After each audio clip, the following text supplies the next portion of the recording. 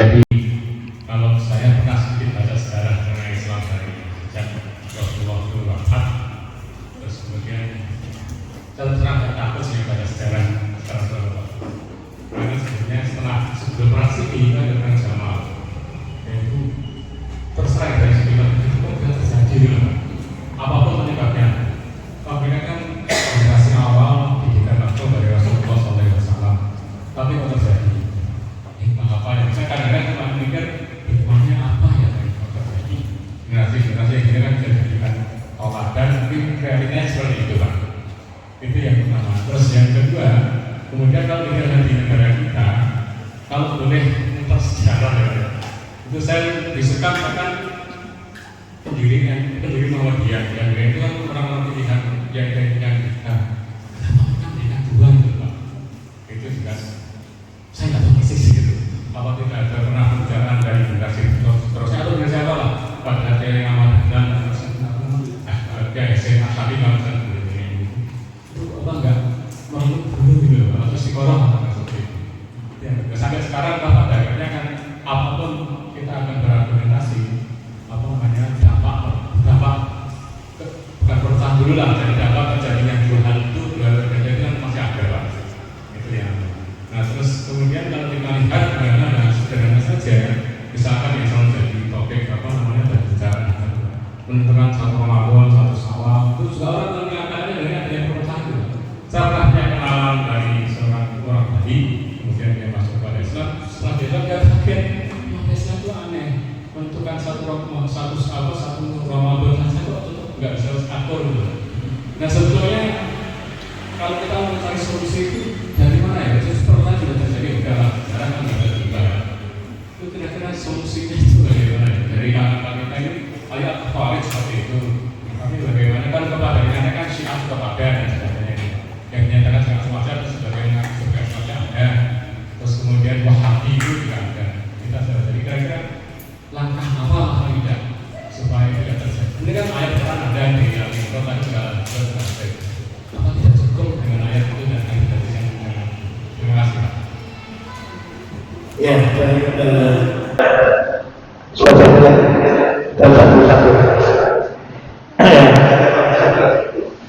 langsung ya baik ini apa namanya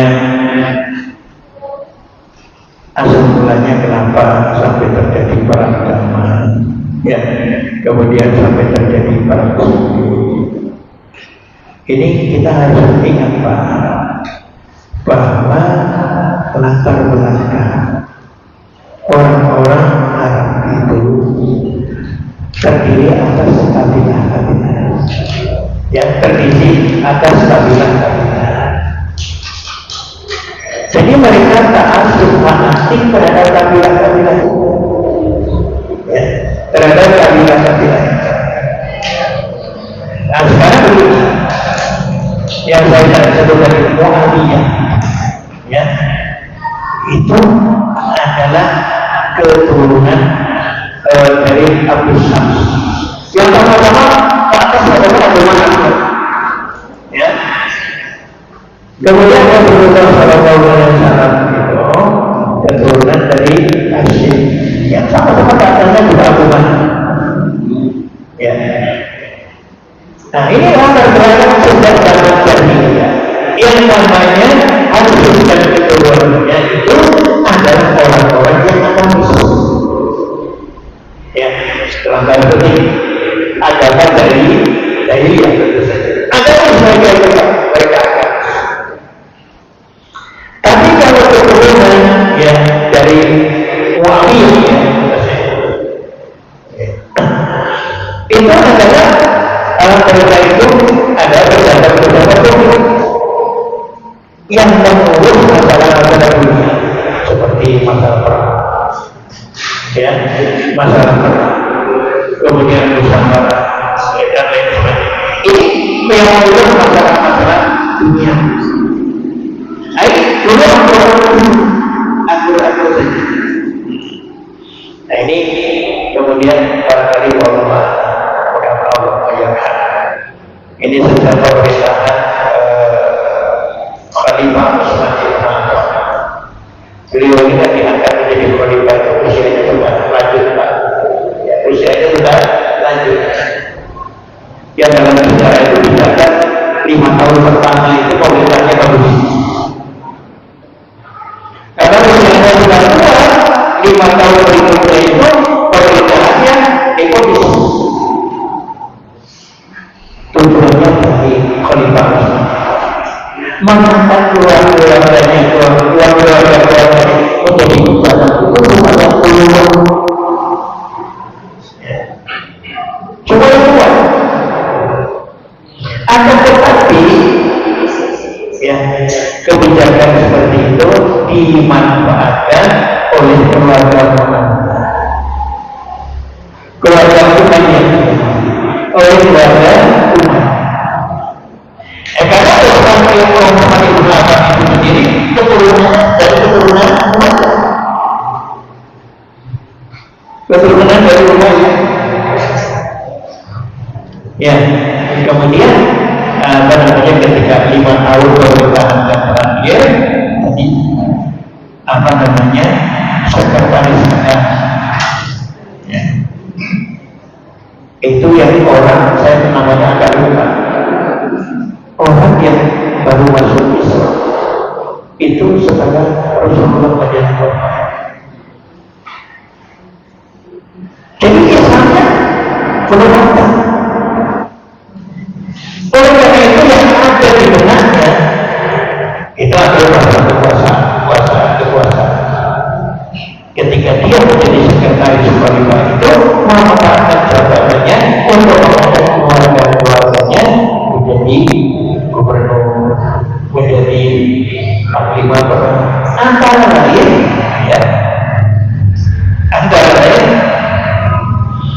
ya ini Muawiyah bin Abi Sufyan. Oleh karena itu Muawiyah yang paling keras mendukung Ali bin Abi Thalib untuk menangkap para pendukung Utsman bin Affan dan akan diadili oleh dia. Ini kan remeh. Ini masalah hadiah itu masih terbawa.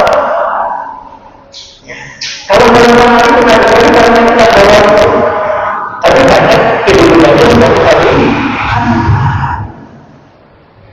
ya menjalankan tugas negara sebagai wanita ada beberapa arti tugas. Kalau berjamaahnya ya.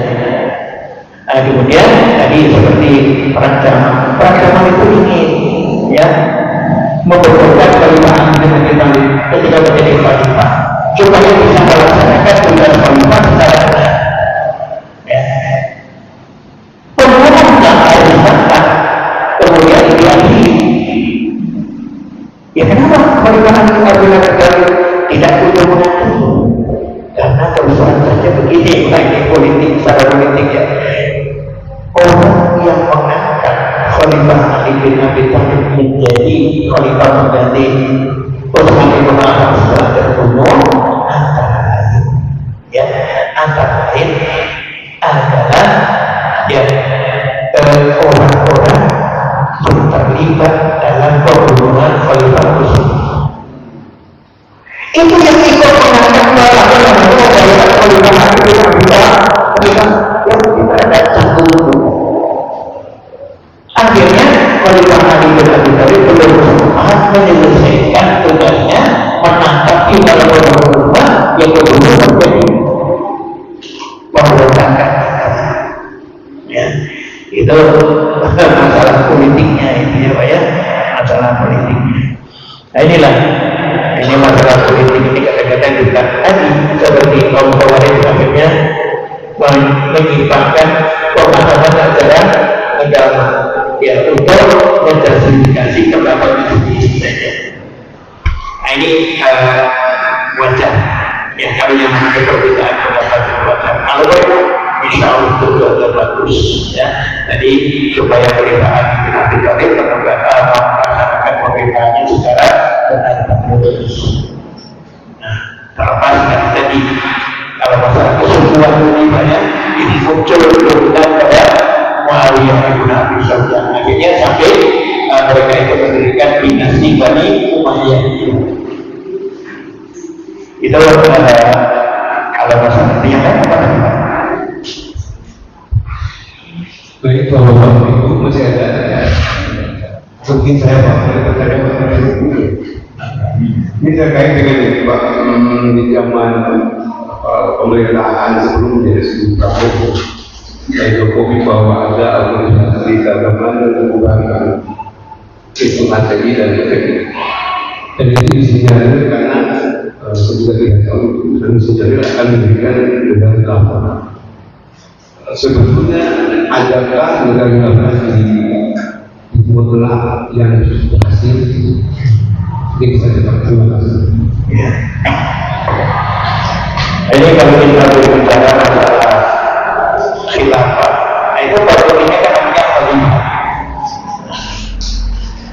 Ini pada Rasulullah pada beliau dalam memimpin umat Islam itu disebut khalifah, ya. Dan disebut mereka itu ulama rasyidin, khalifah Rasulullah yang masih berpegang teguh kepada ajaran Allah dan ajaran Rasulullah, disebut ulama rasyidin yang ini merupakan empat walaupun tadi ada perselisihan dengan khalifah di kanan kita, itu yang paling seperti itu. Selanjutnya setelah terjadi dengan dinasti Bani Umayyah, ya, yang dimulai dari Muawiyah di pengambilannya itu, walaupun pemerintahan mereka sekarang sudah bukan pemerintahan itu demokratisme, ya, nah sekarang menjadi pemerintahan yang kerajaan, ya. Tapi Muawiyah itu juga masih mengklaim bahwa dirinya itu khalifah, ya, dirinya itu khalifah. Kemudian setelah dinasti Bani Abbas juga masih khilafah. Dinasti Bani Utsmani, ya, Utsmani itu juga masih khilafah. Kemudian dinasti Bani Umayyah Ismail juga khilafah. Ya, itu pemerintahnya disebut khilafah, ya, pemerintahnya disebut khilafah dan pemimpinnya disebut khalifah. Sebenarnya pada dasarnya ini kalau pemerintahan itu khalifah, itu mereka juga mempunyai wewenang di bidang pemerintahan. Mereka juga mempunyai kewenangan di bidang agama. Itu menjadi kekuatan bidang pemerintahan juga bidang agama. Ya, kalau di Indonesia itu insya Allah sudah ada selesai itu, karena pemerintah Indonesia itu juga ada kementerian agama. Ada kementerian agama. Ya kalau mengenai konsep khilafah, apa yang dimaksud dengan konsep khilafah?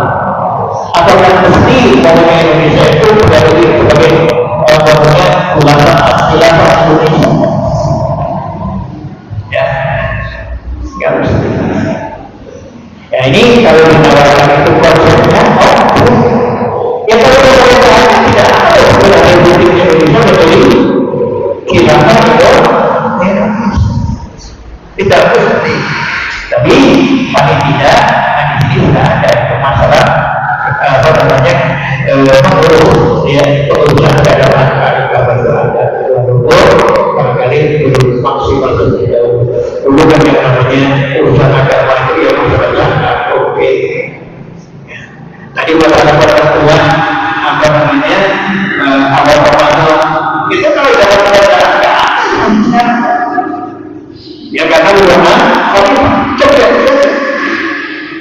ya, tapi kalau sekarang itu menjadi demokrasi, ya akhirnya coba yang pakai antara Muhammadiyah dan NU contohnya ini contohnya. Kalau mereka betul-betul harus berubah Muhammadiyah seperti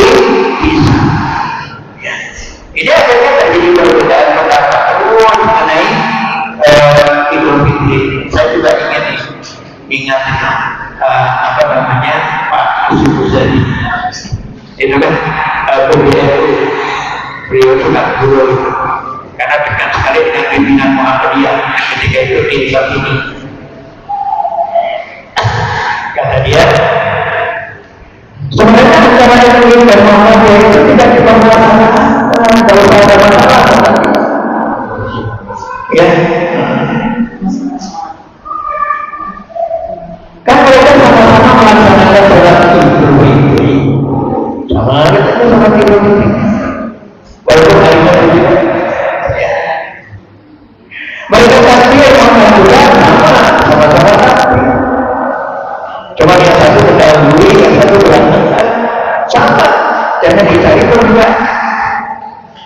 Nah ini kata Pak Ibu tadi pernah cerita dulu ketika dia PDF itu pernah dipanggil Pak Sultan sebagai wakil presiden, dipanggil. Coba Pak Presiden itu dicari jalan keluarnya itu supaya hari raya itu sama ya antara Muhammadiyah dan NU.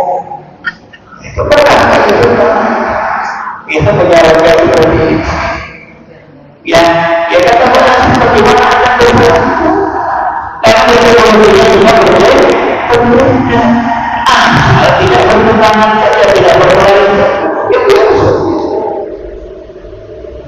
ya biar sekarang ini juga nampaknya juga mudah-mudahan bisa mencari jalan keluar nanti kata Pak Yusuf itu mudah ya Muhammadiyah itu dapatnya naik ya bukan satu derajat tapi boleh menjadi sekian derajat yang itu turun jangan pada derajat turun Pak tidak seperti dagang kalau dagang turun seperti itu yang dia dapat lakukan tawaran-tawaran ayo masalah tidak bisa tawaran-tawaran ini terutama asing dari ya, ini yang beliau itu juga sangat dekat dulu dengan Muhammadiyah. Ketika Muhammadiyah itu dipimpin oleh Pak Din Samsudin. Ya karena ternyata dalam dua-duanya itu harus dikontrol. Ya, cuma Pak Din itu lebih senior, kalau Pak Din itu junior. Itu malah di bawah saya kalau Pak Din Samsudin itu berapa?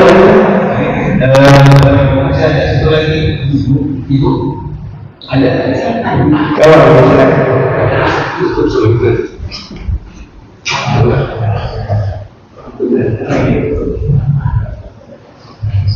terima kasih Pak. Ini singkat saja. Kalau Ibu tidak salah dengar, Bapak mengatakan mengangkat anak itu secara Islam haram. Kalau tidak salah dengar. Tapi sekarang ini baru kali pertama orang mendengar ini. Sepertinya tidak ada sosialisasi dari para ulama tentang mengangkat anak. Secara hukum perdata ada belum bisa kebenaran bisa, tetapi kalau memang secara Islam dikatakan haram, tentulah banyak dari kita ini yang mayoritas Islam tidak akan berani mengangkat anak. Padahal kalau kita lihat secara zahir, bagi mereka yang tidak punya keturunan, mengangkat anak itu mungkin salah satunya banyak keuntungannya. Sisi lain bisa membantu orang yang diangkat anak. Kemudian bagi yang mengangkat juga merupakan satu jalan keluar ketika mereka tidak punya keturunan. Nah ini dari rasa ada perasaan takut bagi umat Islam yang telah mendengar ini. Gimana Pak? Kalau menurut orang ini tidak ada rasa, dia tidak menyatakan nasabnya itu, tetapi kalau kata harap dia tahu nanti di lingkungan kita atau di keluarga kita mengangkat anak. Nah kalau sudah kata harap itu kan sudah menjadi satu ketakutan bagi diri kita di dalam agama. Terima kasih Pak. Assalamualaikum. Ya, barangkali perlu didefinisikan yang namanya pengangkatan ini barangkali kalau engkau berkata itu kan pengalian nasab, ya itu yang dilarang, pengalian nasab. Nanti kalau anaknya perempuan kan sudah dialihkan nasabnya nanti menjadi wali, itu yang nggak boleh terjadi. Nah, sekarang pokoknya saya ukur anak, tapi saya hanya ukur saja gitu, tidak diangkat menjadi anak. Tetap saja hubungan nasabnya dengan orang tuanya menjadi, ya tetap jadi. Nanti kalau anak angkat saya itu perempuan yang jadi wali juga ayahnya itu benar, ya itu benar. Yang diharapkan dalam Islam itu adalah pengangkatan anak dalam arti seperti pengalian nasab, ya pengalian nasab. Kalau seperti anak itu di kita kemudian dengan orang tuanya juga masih ada hubungan, nanti yang menjadi wali orang tuanya, kalau orang tuanya nanti punya warisan dia juga masih tidak ahli warisan, itu problem. Ya, apa istilahnya kalau ini bukan pengangkatan anak, ya pengasuhan anak mungkin dia punya, itu nggak bisa, ya nggak masuk. Yang tidak boleh hanya itu saja. Ini ceritanya panjang, ya ceritanya panjang. Tapi ibu nanti bisa membaca surat Al-Ahzab, ya bisa membaca surat Al-Ahzab. Ini mengenai pengangkatan anak, ya ini sedikit saya katakan begini. Zaman jahiliyah itu yang namanya tradisi pengangkatan anak itu kuat, ya untuk apa pengangkatan anak? Pada zaman jahiliyah yang namanya orang mengangkat anak itu untuk mendukung keluarga. Jadi nggak sembarangan mengangkat anak. Angkat anak ini kalau laki-laki yang kira-kira nanti menjadi laki-laki yang kuat diangkat menjadi anak. Kalau perempuan juga pada zaman jahiliyah, ya karena tadi untuk kepentingan dunia. Sampai Rasulullah SAW dulu ketika menikah dengan Siti Khadijah, beliau itu punya hamba saya yang namanya Zaid. Siti Khadijah ketika nikah dengan Rasulullah SAW suaminya diberi hadiah oleh Khadijah. Ini saya hadiahkan hamba saya yang namanya Zaid oleh Rasulullah, ya Zaid itu tidak dijadikan hamba saya, malah diangkat menjadi anak menurut tradisi jahiliyah, karena Rasulullah belum mendapatkannya dalam surat Al-Ahzab.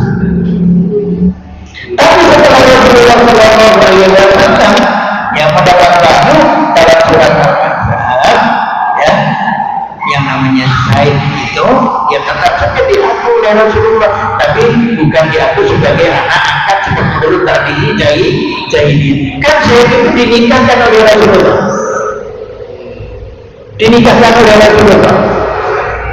dengan Zainab binti Al-Jahsh, keturunan Quraisy, cantik kaya.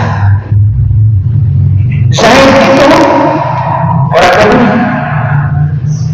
ya orang tuanya namanya Harithah, ya oleh karena itu dulu ada rampok yang merampok Harithah itu, anaknya dibawa karena Zaid itu bintang Mesir gitu ya, dijual di Makkah, dibeli keluarga Walid dan dimiliki oleh Khadijah.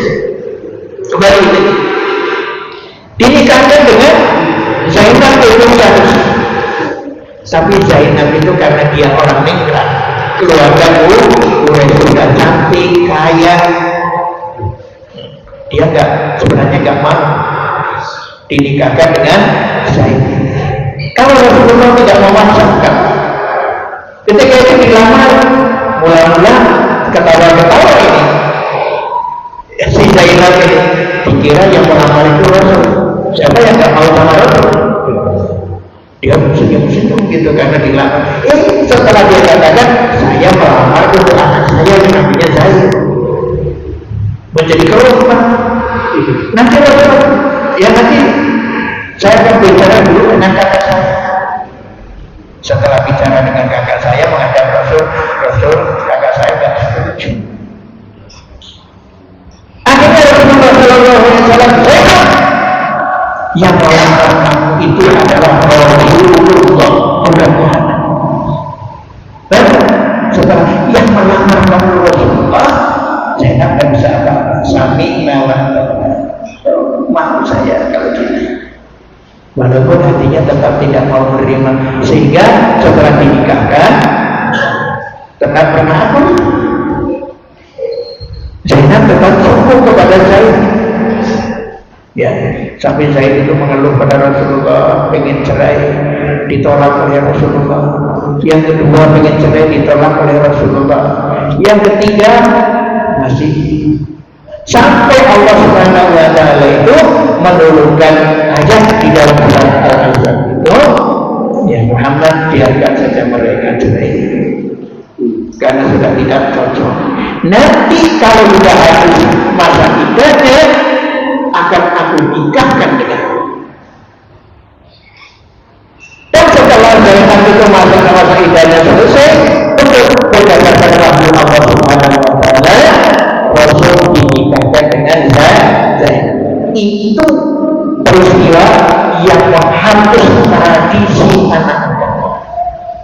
Karena yang namanya anak angkat pada zaman jahiliyah itu, ya mantan istri anak angkat haram dinikah oleh ayah angkat.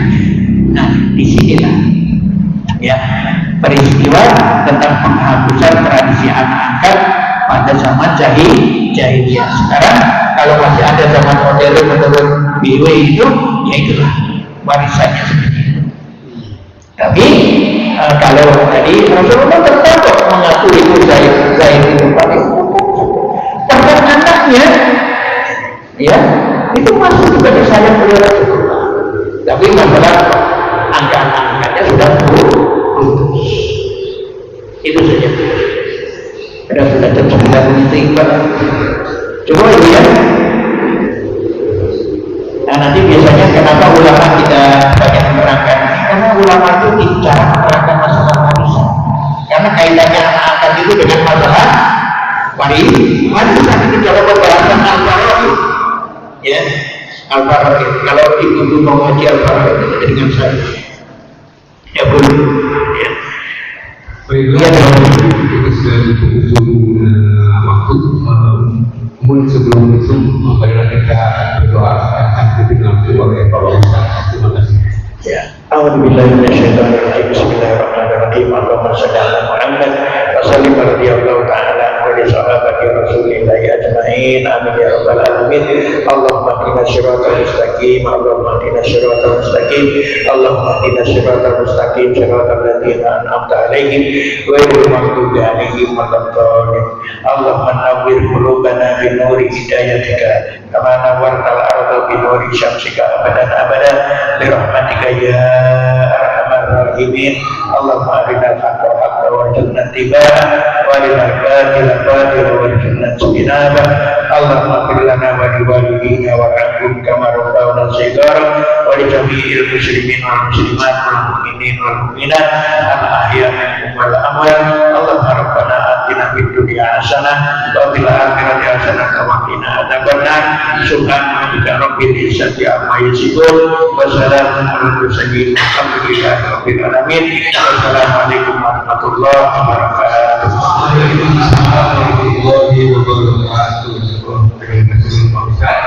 Mari kita sama-sama tutup pertemuan kita kali ini dengan baca alhamdulillah.